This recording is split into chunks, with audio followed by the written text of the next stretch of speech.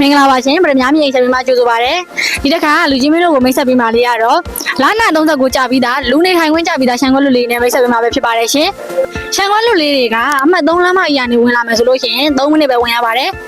လမ်းကတော့လူကြီးမင်းတို့ရုပ်မြင်တွေ့နေရတဲ့အတိုင်းပဲလမ်းကျကြီးပဲဖြစ်ပါတယ်လမ်းမဆက်တွေလည်းကောင်းတယ်ကောင်းဝင်ထွက်လည်းအဆင်ပြေတယ်ဘဝင်းကျင်လည်းတိတ်ဆိတ်တန်ရှင်းပြီးတော့နေဖို့ထိုင်ဖို့အတွက်ရန်တင်တော့ပါတယ်ရှန်ခွက်လူဖြစ်တဲ့အတွက်ကြောင့်မို့လို့လူကြီးမင်းတို့စိတ်တိုင်းကြအိမ်ပုံစံဒီဇိုင်းလေးတွေကိုစောက်လုပ်နေထိုင်လို့ရတယ်အနာဂတ်မှာစီးပွားရေးလုပ်ဖို့ပဲဖြစ်ဖြစ်ရင်းနှီးမြှုပ်နှံမှုပဲဖြစ်ဖြစ်တမိုးရှိတဲ့နေရာလေးတစ်ခုလည်းဖြစ်တယ်လမ်းမရင်းနှီးတဲ့အတွက်ကြောင့်မို့လို့အလုပ်ကိုင်တဲ့နေဖို့ထိုင်ဖို့နှမစလုံးအတွက်အဆင်ပြေပါတယ်ဈေးနှုန်းလေးကကြတော့လူကြီးမင်းတို့အနေနဲ့ရှန်ခွက်တစ်ခွက်လုံးယူမယ်ဆိုလို့ရှိရင်ပေ80 60 3950 short လေးနဲ့ပိုင်ဆိုင်ရမှာဖြစ်ပါတယ်ပေ40 60ဆိုလို့ရှိရင်တော့နှစ်ခွက်ရပါမယ်တစ်ခွက်ကို3950 short လေးနဲ့ပိုင်ဆိုင်ရမှာဖြစ်ပါတယ်အဲ့လိုမျိုးမယူခြင်းပဲနဲ့ပေ20 60ပဲလိုချင်တယ်ဆိုလို့ရှိရင်တော့၄ခွက်ရပါမယ်တစ်ခွက်ကို3900 short လေးနဲ့ပိုင်ဆိုင်ရမှာဖြစ်ပါတယ်လူကြီးမင်းတို့အနေနဲ့ယခုလိုမျိုးခိုင်းပါပြီးတော့စားရစာနဲ့မှန်ကန်တဲ့လာနာ39ကြာပြီးသားရှန်ခွက်လူလေးတွေကိုဝယ်ယူတဲ့တယ်လို့ထင်ပါတယ်ရှင်